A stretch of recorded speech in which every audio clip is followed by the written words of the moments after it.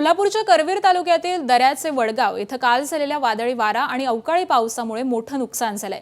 यामध्ये 8 ते 10 घरांची पडझड झालेली आहे। शेतीचं देखील मोठं नुकसान झालंय। आज कोल्हापूर दक्षिणचे आमदार अमल महाडिक यांनी नुकसानग्रस्त घर आणि शेतीची पाहणी केली।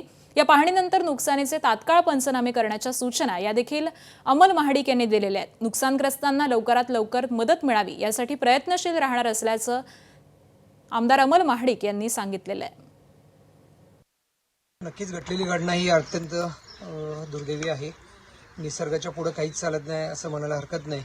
पण आज जवळजवळ या गावामध्ये मोठे नुकसान झालेले 8 ते 10 घरं आहेत आणि छोटी मोठी अशी पडझड झाली। जवळजवळ 60 घर आहेत। सर्कल असतील, तलाठी असतील किंवा ग्रामपंचायत ग्रामसेवक वगैरे असतील याचे पंचनामे करून अवकाळी योजनेच्या अंतर्गत जे शासन निधी देते ते पण व्यक्तिशः आम्ही म्हणून पण गावातले सर्व लोक मिळून यांची घरं कशी पुन्हा उभं राहतील यासाठी आमचा सगळ्यांचा प्रयत्न आहे।